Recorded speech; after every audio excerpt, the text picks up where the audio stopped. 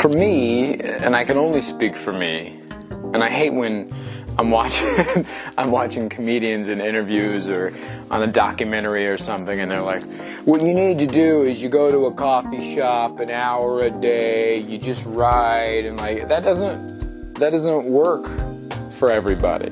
You know, they speak on such authority. You know, you hear Seinfeld be like, well, this is how you make it. It's like, why? I don't write like that. Bro, if I were to go to a coffee shop and just write, and supposed to be there for jokes, I would come out of there with like 5 movie ideas, 3 sketches, a new Spotify playlist. Like I'd have a lot of stuff. I would have 0 jokes. I tend to write a lot on stage, so I'll take a loose idea of a story or something that I want to share, and I'll kind of map it out in my head, and I'll have the beats ready.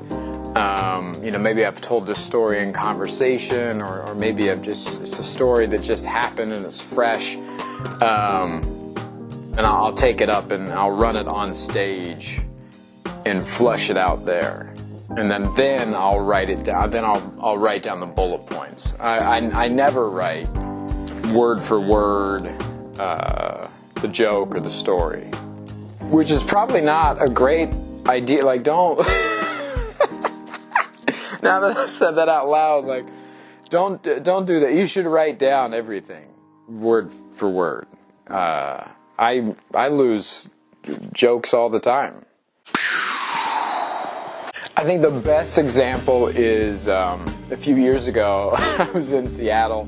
I was playing one of my favorite rooms in the country to play, the Comedy Underground. I'm there with my buddy Ken, and Ken and I, there's no place open after the show to eat, but there's like this little 7-Eleven down the street in Pioneer Square that you can walk down to.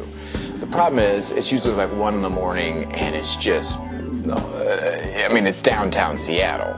So Ken and I are in there, and a fucking robbery takes place. A guy comes in and just starts wrecking the shelves and demanding money and food, and Ken and I are stuck in the back of the store while this robbery played out. The very next night on stage, I just start telling the audience about it. That happened on Thursday, and so I told it on Friday, both shows, and then on Saturday I told it a little tighter, and then by Sunday it was pretty punched up, and it was like I knew the beats.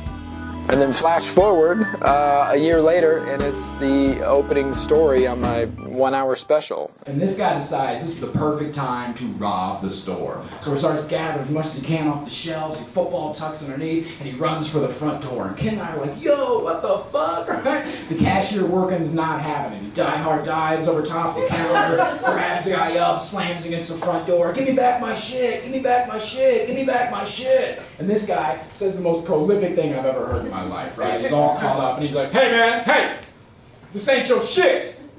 None of this belongs to you. You just work here.